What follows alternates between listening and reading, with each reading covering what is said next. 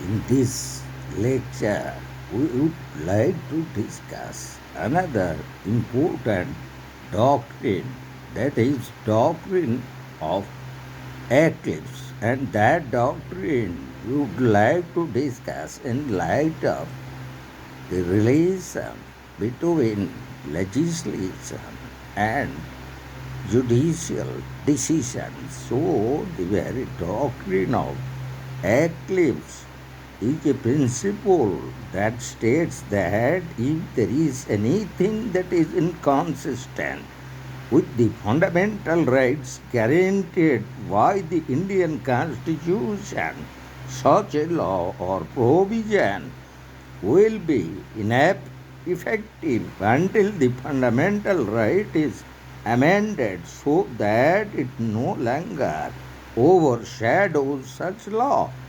When such inconsistency is removed, the law or the previously inoperable section becomes valid and operative again.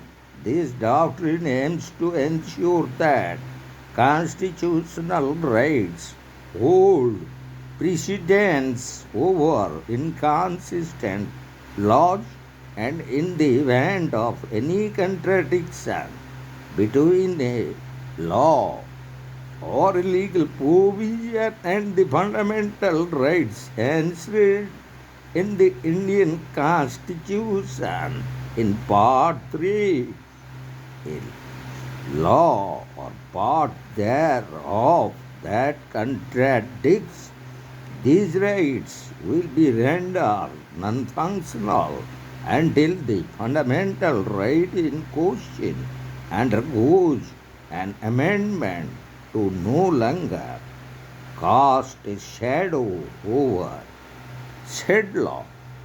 This doctrine was incorporated into the Indian Constitution through Article 1. The doctrine applies to laws that were enacted before the commencement of the Constitution. If these laws conflict with fundamental rights, they are not nullified but rendered inoperative, creating a temporary eclipse over them. So, now we'll discuss the very formulation of this doctrine. So, how this very doctrine and in what circumstances it was formulated. The doctrine of eclipse is not expressly mentioned anywhere in the Constitution of India. However, it derives its authority directly from Article 13 of the Constitution. Furthermore, this doctrine was upheld by the Madhya Pradesh High Court in the landmark case of Bhikaji Narayan Dakras versus State of Madhya Pradesh in 1955. So now we'll go to the very constitutional provisions relating to this doctrine. Article 13, Clause 1 of the Indian Constitution affirms the doctrine of eclipse. It provides that any law enacted prior to the enforcement of the Constitution of India must be in compliance with Part 3 of Indian Constitution. And now we'll discuss the very applicability of this doctrine in relation to the citizens of India and regarding the non-citizens of India. So, in the case of citizens of India, it would be answer that this doctrine of eclipse would be applicable to every citizen of India as they have all the fundamental rights mentioned under Part 3 of the Constitution of India. But in the case of non-citizens, this doctrine is available only against those fundamental rights that are available to those non-citizens, not against every fundamental right that we found under Part 3 of the Constitution of India. And now we'll discuss the very position of this doctrine of eclipse in regards to pre-constitutional and post-constitutional laws.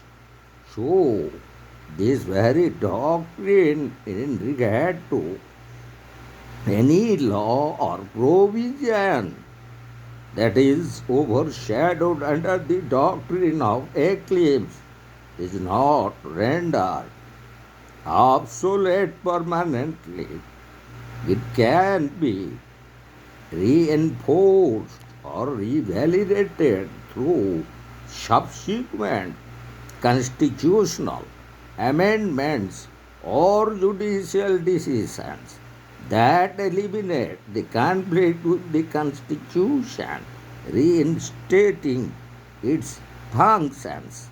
So, the very doctrine of eclipse and the position of it as regarding Indian Constitution, which talks about laws inconsistent with or in derogation of fundamental rights. And as Article 13, Clause 1 states that any existing law enforced before the start of the Constitution within the territory of India, which goes against or is inconsistent with fundamental rights as provided under Part 3 of the Indian Constitution, becomes void to the extent of such inconsistency. Further, Article 3, Clause 2 states that any new law becomes void the moment it comes into violation of fundamental rights. To the extent of such violation, these provisions are directly in consonance with the doctrine of severability. This doctrine states any provision of a statute which is against the Constitution will be severed from that act and will be considered void to that extent only. Thus, the courts can declare that provision instead of the entire act as void. However, Article 13, Clause 4 states that Article 13 does not apply to constitutional amendments. This implies that if any constitutional amendment law gets passed that takes away certain fundamental rights or is in violation of them, those laws, although inconsistent with the rights, is not void.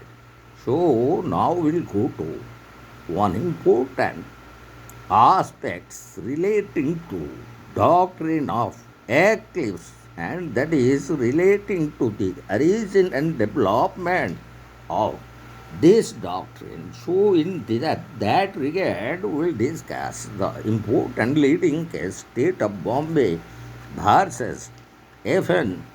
Balsara in 1951 as regarding The Bombay Prohibition Act 1949, and which would be better that we would like to discuss another important leading case relating to the same act.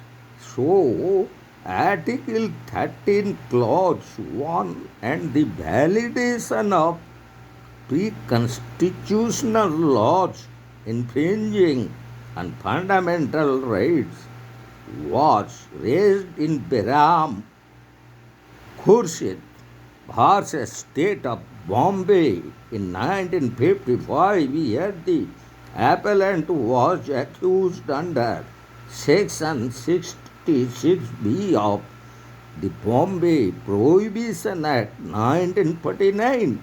This section spoke about driving under the influence of alcohol.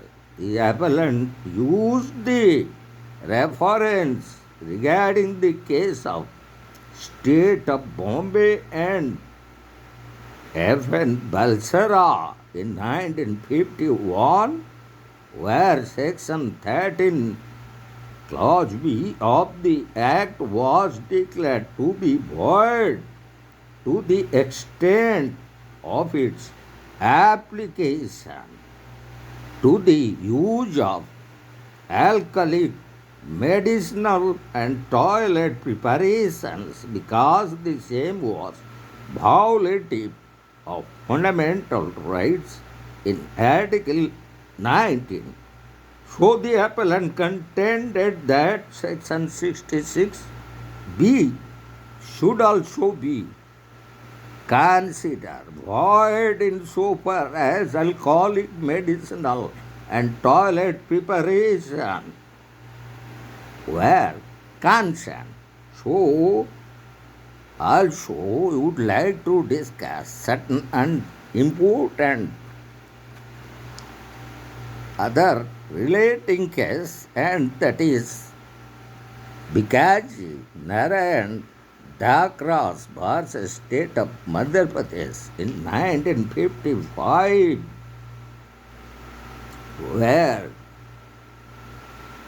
after passing of the Indian Constitution, numerous existing laws could be challenged for being in contravention with fundamental rights and could be challenged in courts. Likewise, judicial review has played a huge part in establishing the doctrine of eclipse.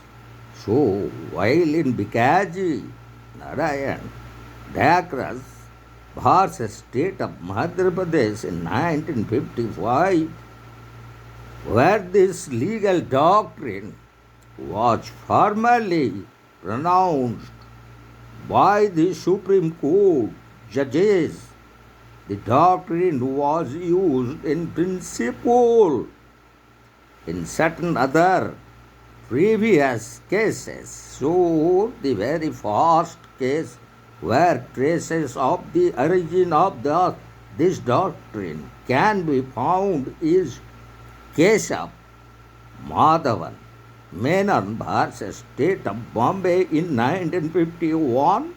The appellant had a case against himself under Indian Press Emergency Powers Act 1931 with regards to a pamphlet published in 1949. The appellant contended that such a case could not be constituted against him because that pamphlet, allied with the right to freedom of speech and expression, are given in Article 19, Clause 1, Subclause A. The court opined that because at the time when the pamphlet was published, fundamental rights of the Indian Constitution did not exist. Thus, the appellant could not claim to have them.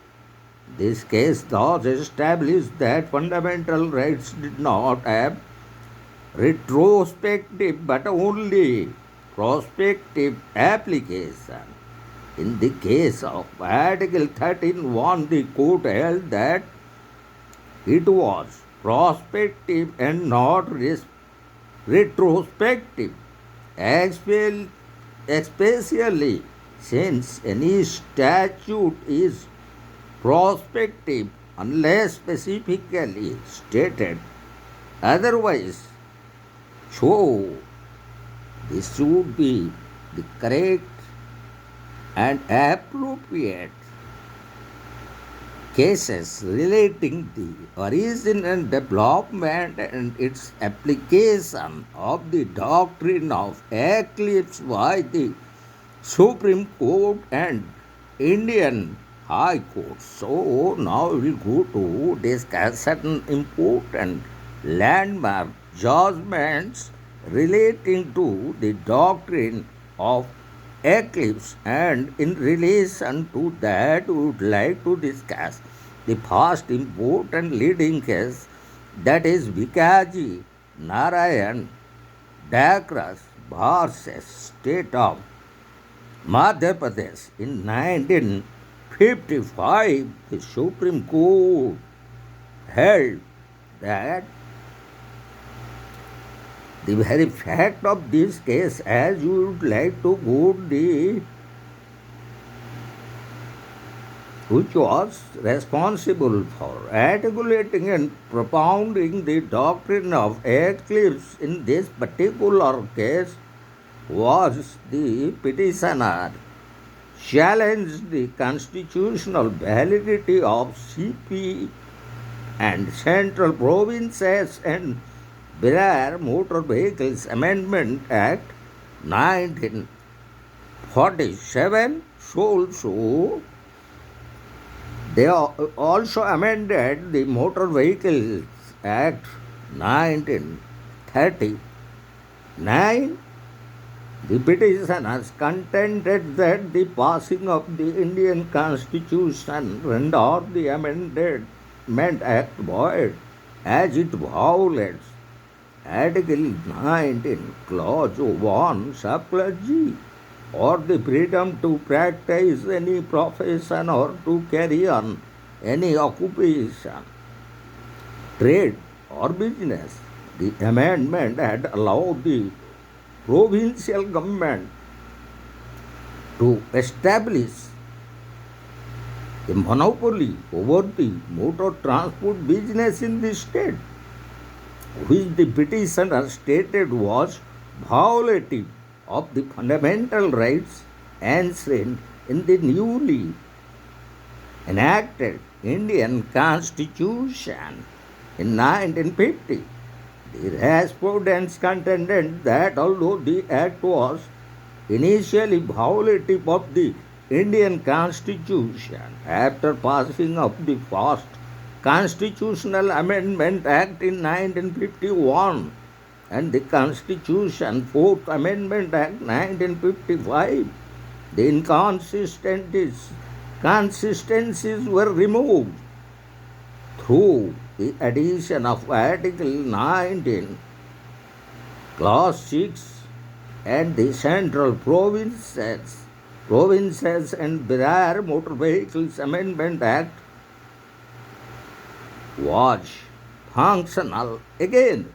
The petitioners in response categorically stated that the act had become void in pursuant to Article 13, Clause 1, and was considered dead unless reenacted again. The petitioner's claims were, however, rejected, and the arguments of the respondents were accepted.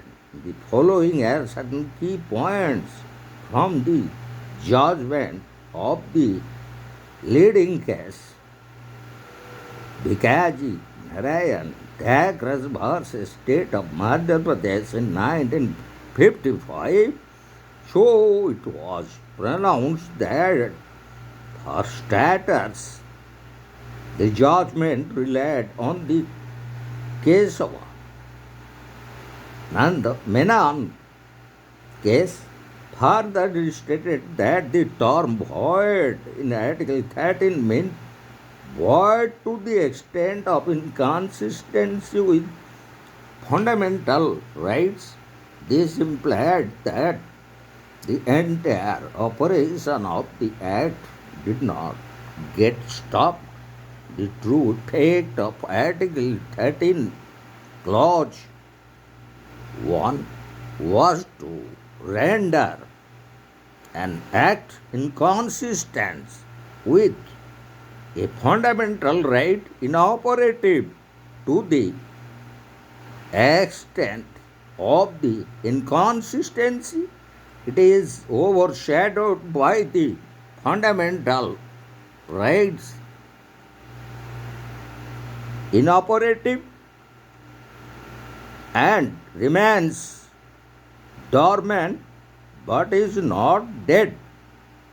Also, another principle evolved in this particular judgment. This is the very doctrine of eclipse. The inconsistency with the fundamental right eclipses the act until the inconsistency. Hence, the eclipse is removed, and the last principle evolved in this decision that with the Constitution First Amendment Act 1951 and changes in Clause 6 of Article 19, the provisions of the Act were no longer inconsistent therewith, and the result was that the Act began to operate once again from the date of such an amendment. And now we'll discuss another important leading case, and that is State of Gujarat versus Ambika Mills, and where it was examined the facts relating to this case of 1974, why the Supreme Court, after the bifurcation of the state of Bombay, the legislature of the state of Gujarat adopted the Bombay Labour Welfare Fund Gujarat Extension and Amendment Act of 1961, which amended the Bombay Labour Welfare Fund Act 1953. The 1953 Act was enacted to provide for the establishment of a fund to finance initiatives promoting the welfare of workers in the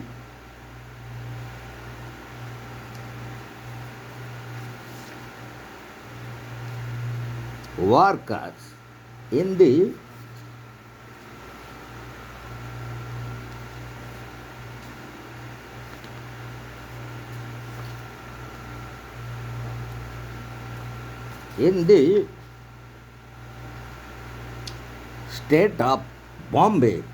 The respondents were a corporation incorporated under the Companies Act 1956, and they challenged several aspects of that act and the rules made under it. The High Court of Gujarat held that the act violates Article 19 of the Constitution. So, the very issue was whether a law infringes the fundamental rights of citizen employees under Article 19, Clause 1, Subclause F can be challenged by the respondent, a non-citizen employer, on the grounds that the law is void.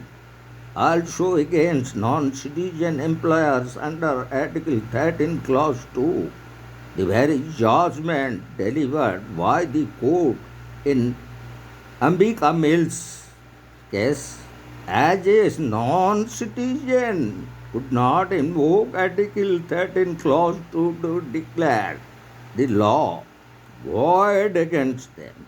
The court reasoned that if a law violates the fundamental rights of citizens under Article 19 Clause 1 subclause F, it is void against citizens who have been conferred such rights, but it is operative in regard to non-citizens because the law is void only to the extent that the rights conferred on citizens are violated, and non-citizens have no right under Article 19.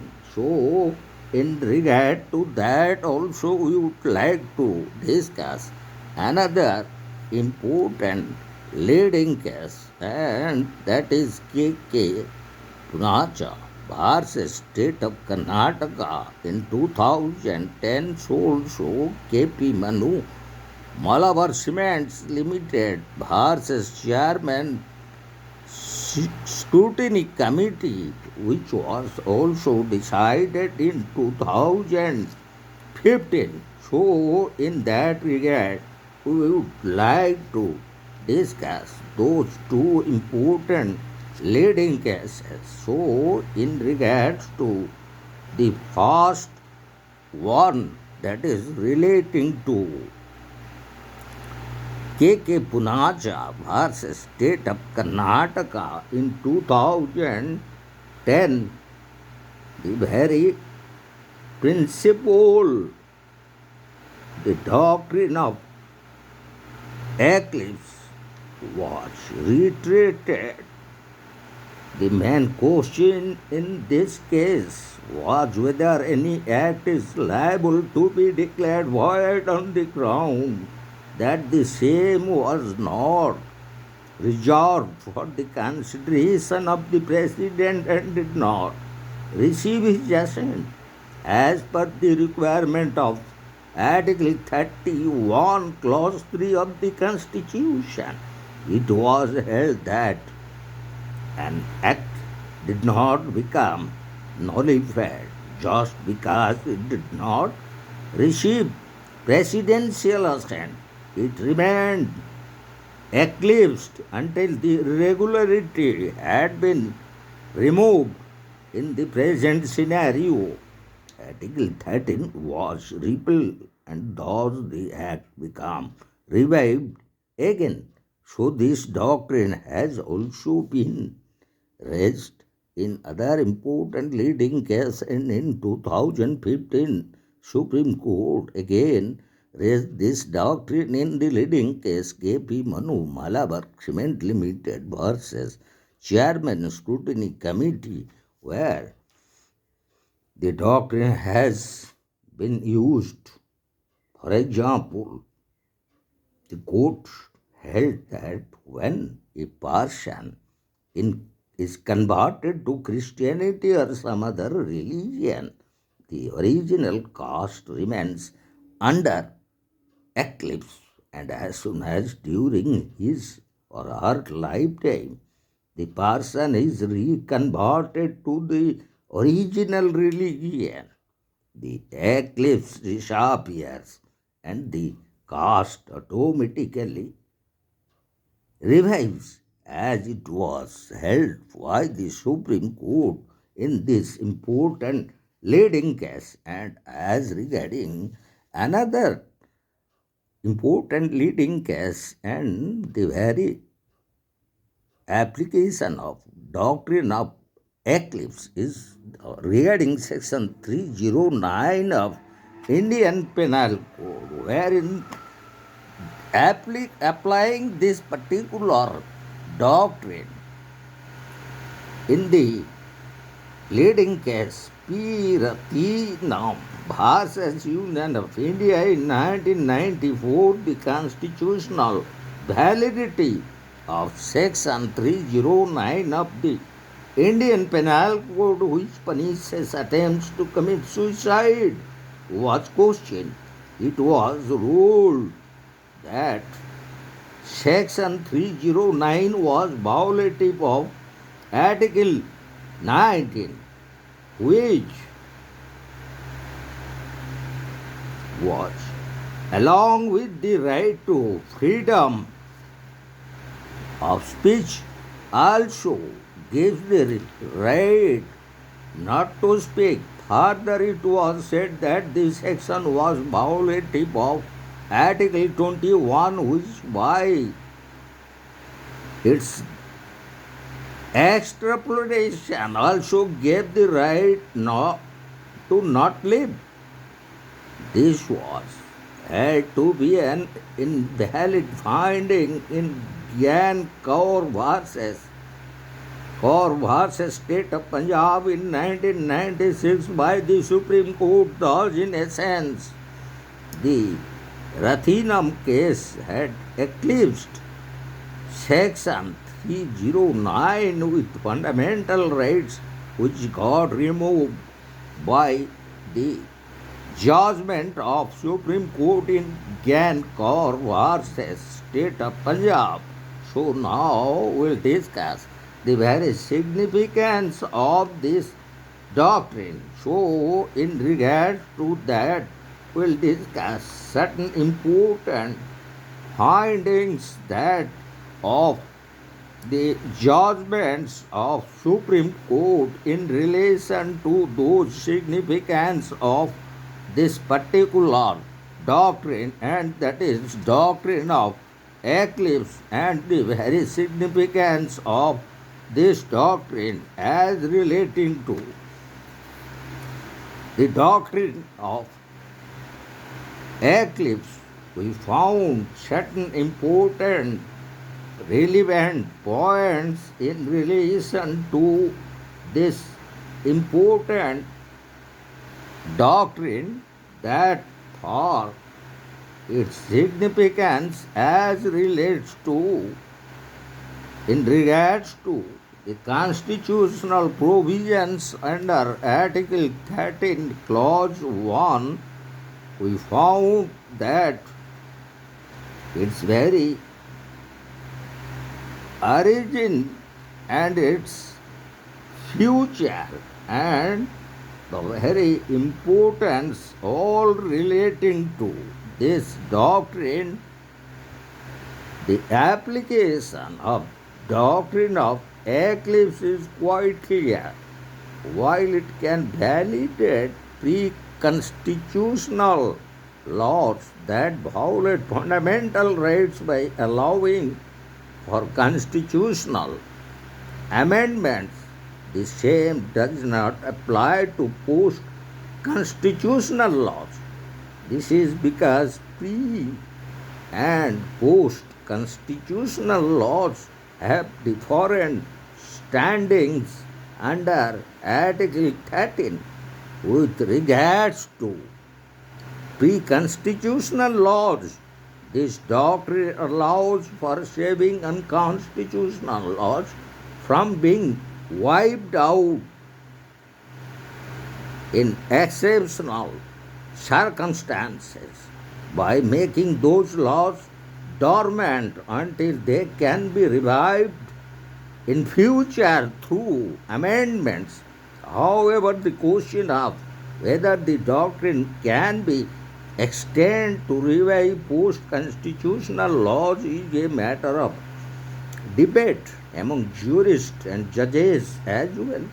It has also raised fascinating constitutional questions that requires unambiguous judicial decision, such as the exact meaning of the word void in Article 13, Clause 1 and Clause 2, and whether the American concept of relatively void is applicable to the Indian scenario.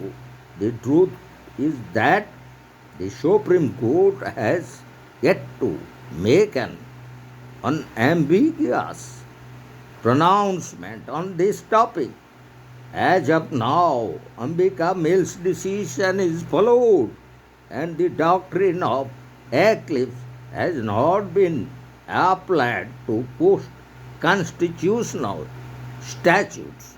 So, these are the fundamental questions involved in regards to the very origin and development of this doctrine of eclipse and its formulation in India by the judiciary and its applicability in regards to citizens and non-citizens and its vital position in relation determining the validity or the voidness of pre-constitutional laws and post-constitutional laws.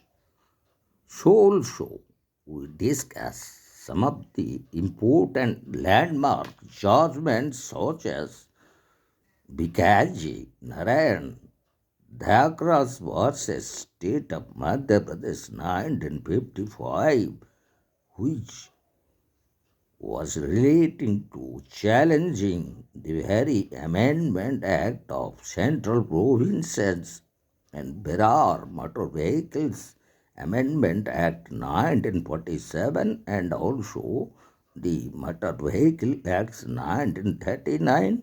So also in relation to State of Gujarat versus Ambika Mills in 1974, which was dealing with the Bombay Labour Welfare Fund, Gujarat Extension and Amendment Act of 1961. So also we discussed two important leading cases, K.K. Punanja versus State of Karnataka 2010, and the very decision was delivered by the Supreme Court regarding the very position of doctrine of eclipse in India. Also another important leading case that we have discussed, K.P. Manu Malabar Cements Limited versus Chairman Scrutiny Committee. This leading case was of 2015, where also Supreme Court clearly explained the very position of doctrine of eclipse while applying certain laws enacted by the legislature in pre-constitutional positions also in relation to post-constitutional laws, and also we have discussed the very relation that was established in between Article 13 Clause 1, Clause 2 and Clause 4 with the fundamental rights under Article 19 Clause 1 subclause A. So also Article 19 Clause 1 subclause F and also Article 19 Clause 1 subclause G. So also finally we have discussed the very significance of this doctrine of eclipse and its very application in regards to pre and post constitutional laws as relating to Article 13, Clause 1 and Clause 2, how which portions are void and which portions are valid, and in that context we have also discussed the American concept of relatively void and how far it would be applicable to the Indian scenario.